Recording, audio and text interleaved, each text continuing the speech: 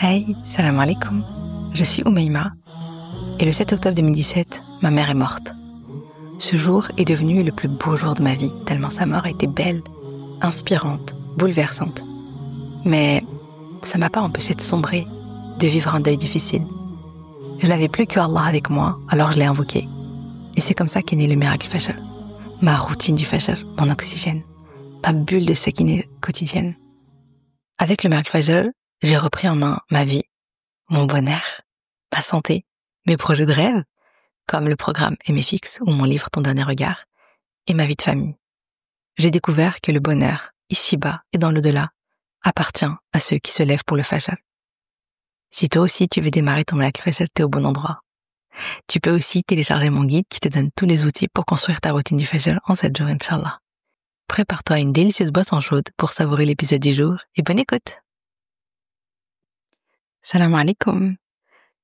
Alors, et si t'arrêtais d'attendre le bon moment pour revenir à Allah? Le sujet du podcast du jour, c'est un sujet super important, super essentiel en fait. Et quelque chose à garder en tête, un rappel très très fort. Mon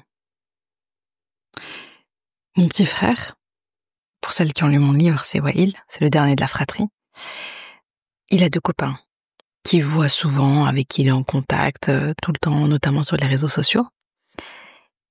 Et la veille du jour qui nous intéresse, il discutait avec eux sur Snapchat. Le lendemain matin, il se réveille, il voit des messages, des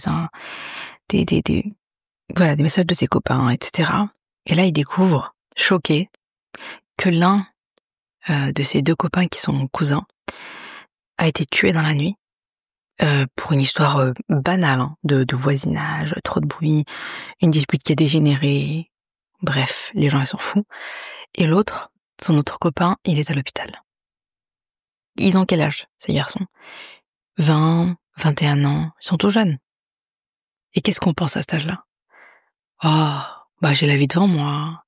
J'ai tout le temps pour revenir à Allah, là je peux profiter de ma jeunesse. J'ai le temps de me repentir. Oui, je reprendrai ma salade plus tard, après l'été. Au prochain Ramadan, peut-être, Inch'Allah. Oui, bien sûr, un jour j'apprendrai l'arabe et je commencerai à lire le Coran, bien sûr. Et même quand on est moins jeune, on continue à se trouver des excuses pour retarder le retour vers Allah. J'ai pas le temps en ce moment, c'est compliqué, je suis trop occupée avec le travail, je me sens pas encore prête à porter le hijab, je t'avoue, mais t'inquiète, dès que c'est le bon moment, je le mets. Quand j'arrêterai de fumer, Inch'Allah, bien sûr, je commencerai la prière. Quand j'arrêterai tel péché, je ferai une umrah. Quand les enfants grandiront, je commencerai à apprendre le Coran. Il y a que des si et des quand qui sortent de notre bouche. Comme si il y avait un moment parfait pour retourner à Allah, alors qu'on peut quitter cette terre avant.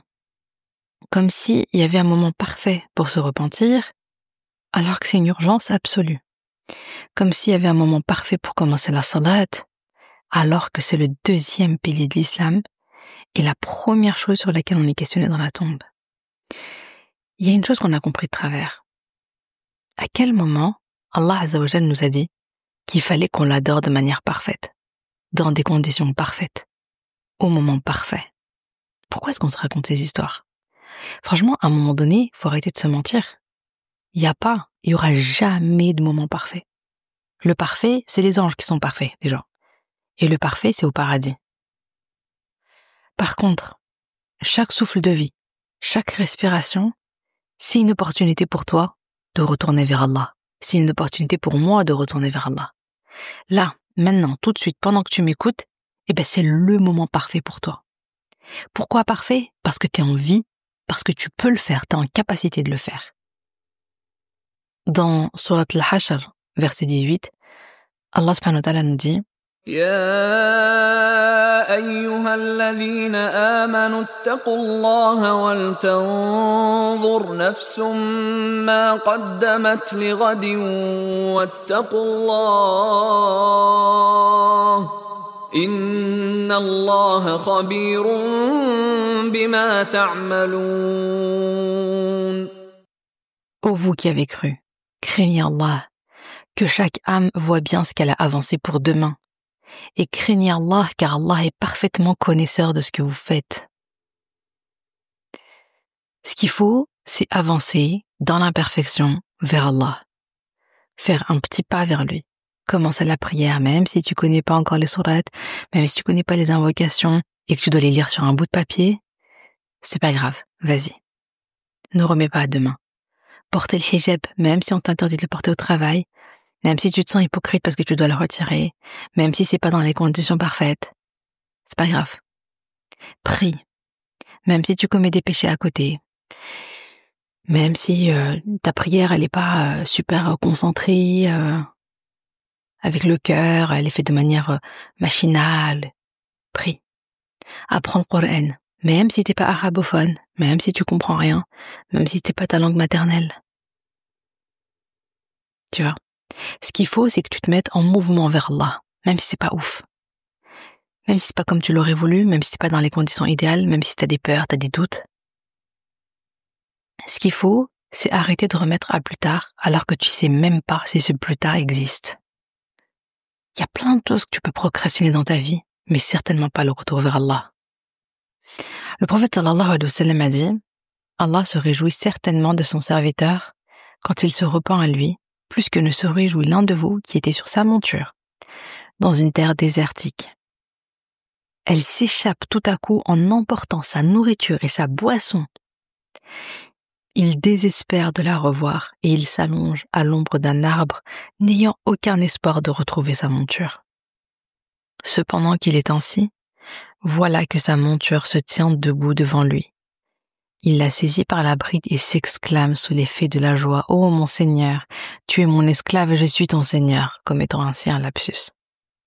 Sahih Muslim numéro 2744. Allah subhanahu wa ta'ala, il se réjouit quand son serviteur retourne à lui. Plus que si toi, tu te retrouvais en plein désert et que tu perdais ta nourriture, tu perdais ton eau, tu n'avais plus rien, tu attendais juste la mort et que tout à coup tu te réveilles et tu vois tout ça revenir vers toi. Tu revois ta nourriture, tu vois l'eau, tu comprends que tu es sauvé. Allah subhanahu wa ta'ala, il est encore plus ravi, il se réjouit encore plus quand tu reviens à lui. Dis-toi bien une chose, ma douce, c'est que Allah subhanahu wa ta'ala t'a créé. Allah subhanahu wa ta'ala, il te connaît mieux que personne. Subhanallah, il sait qui t'es vraiment. Il connaît tes défauts. Il sait qui tu es sans le masque que tu portes. Il sait ce qu'il y a dans ton cœur. Il connaît tes défauts, il connaît tout de toi. Et il t'aime. Et il veut que tu reviennes à lui. Il veut pas que tu sois parfaite avant de revenir vers lui. C'est pas ce qu'il te demande. Il veut que tu viennes aujourd'hui tel que tu es déjà. Avec tes imperfections, avec tes défauts, avec tes péchés. Il est celui qui accueille le repentir. Dans Surat Az-Zumar, verset 53. قل يا عبادي الذين أسرفوا على أنفسهم لا تقنطوا من رحمة الله إن الله يغفر الذنوب جميعا إنه هو الغفور الرحيم. Dis, ô mes serviteurs qui avez commis des excès à votre propre détriment, ne désespérez pas de la miséricorde d'Allah, car Allah pardonne tous les péchés. Oui, c'est lui le pardonneur et le très miséricordieux. La porte d'Allah est toujours ouverte. Sache qu'on ne se perfectionne pas dans sa tête, mais on se perfectionne dans l'action. C'est en agissant que tu deviens petit à petit une meilleure croyante. Il n'y a rien de pire que de rien faire. Donc agis, fais une cause, fais ce petit pas vers Allah, même si tu as l'impression que c'est nul, que c'est imparfait, que tu as plein de défauts, que ton action est incomplète. C'est pas grave. Fais-la et avance vers Allah. Montre-lui que tu te lèves pour lui. Garde en tête ce magnifique hadith. Le prophète sallallahu alayhi wa sallam a dit, Allah Azza wa Jalla a dit, ô fils d'Adam, lève-toi pour moi, alors je marcherai vers toi, et marche vers moi, je courrai vers toi. Apporté par l'imam Ahmed dans son Musnad numéro 15925. Et ne t'inquiète pas, c'est en marchant vers Allah que tu vas devenir une meilleure croyante. Certainement pas en procrastinant sur ton canapé. Et surtout, tu sais, en agissant ainsi, tu montres à Allah que tu fais les causes, que tu poses ton intention, que tu t'engages à te rapprocher de lui. Et si Allah Azza wa Jalla décide de prendre ton âme en chemin, comme il l'a fait pour des tas de personnes, eh bien, qui sait, peut-être t'accordera-t-il la récompense comme si tu avais atteint l'objectif que tu visais. Par exemple, si tu te dis, je vais mettre 20 € de côté par mois pour accomplir le Hajj. Je vais faire ce pas vers Allah. C'est la somme que je peux mettre, je la mets, même si ça me paraît dérisoire, mais je m'engage. Eh bien, si Allah subhanahu wa ta'ala, il prend ton âme en chemin, là, tu auras la récompense beaucoup plus que si tu n'avais pas posé l'intention, si tu ne t'étais pas engagé, si tu n'avais pas commencé à faire les causes. Et puis, ne pense pas, ma sœur, qu'en faisant une adoration d'Allah, tu vas perdre ton rizq, tu vas perdre quelque chose. Par exemple, mais si je porte le hijab, je pourrais pas trouver de travail. Comment je vais faire? Mais si je mets le hijab, je pourrais pas trouver de mari. Subhanallah, comme si c'était pas Allah subhanahu wa ta'ala qui détenait tout entre ses mains, ton travail, ton mari, tes enfants, tes futurs enfants, tout ton rizq, subhanallah. Je connais personnellement une sœur qui voulait porter le hijab.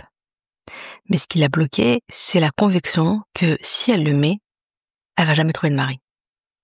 Donc, elle n'arrêtait pas de reporter cette décision. Et finalement, à un moment donné, elle se secoue et elle se dit non, je franchis le pas. Malgré mes peurs, malgré mes doutes, c'est bon, j'arrête de procrastiner là-dessus, je mets le hijab, je fais confiance en Allah. Tawakkul ala Allah. Et là, qu'est-ce qui se passe? Elle va à la fac, elle rencontre un homme, ils ont un coup de foudre, et elle épouse mon frère. Il s'agit de ma belle-sœur. Quand je lui ai demandé, en fait, comment t'as porté le hijab, parce qu'elle m'a dit qu'elle l'avait porté assez récemment, elle m'a raconté ça, j'ai trouvé ça incroyable. C'est en portant le hijab, subhanallah, qu'Allah Azza wa Jalla lui a ramené son rizq. Et puis, j'ai plein d'exemples comme ça.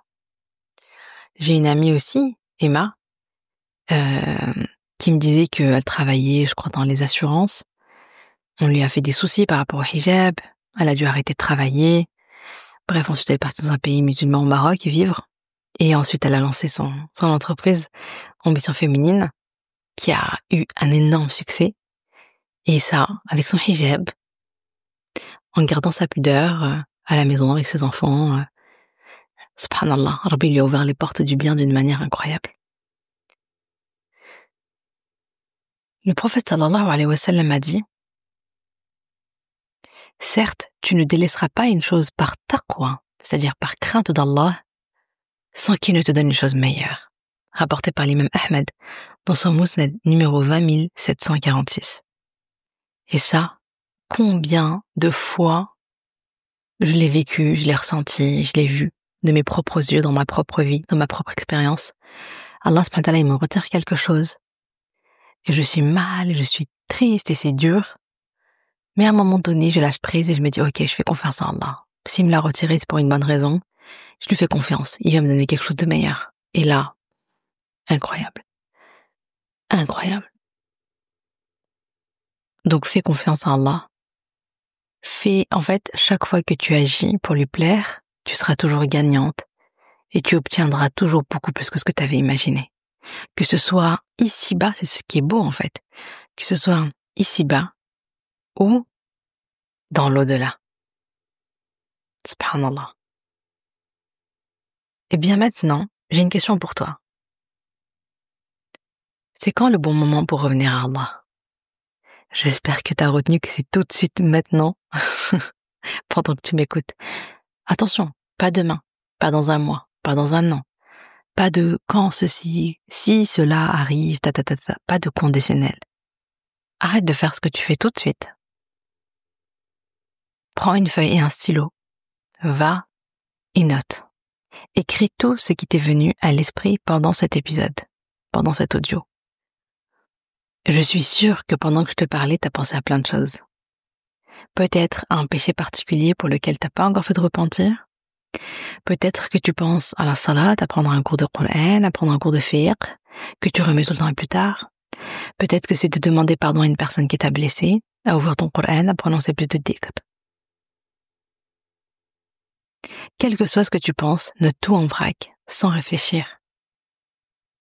Et je vais te mettre au défi d'accomplir ta liste, de t'engager sur chaque point de ta liste, de faire un petit pas pour chaque chose que tu viens de noter et de poser l'intention d'agir et de cesser de procrastiner, d'agir pour Allah, d'être courageuse et de faire ce qui est juste uniquement pour plaire à Allah Azza wa Jal, ce qui est juste pour celle que tu veux devenir, pour la personne qui va un jour quitter cette terre et qui va se retrouver à rendre des comptes à Allah.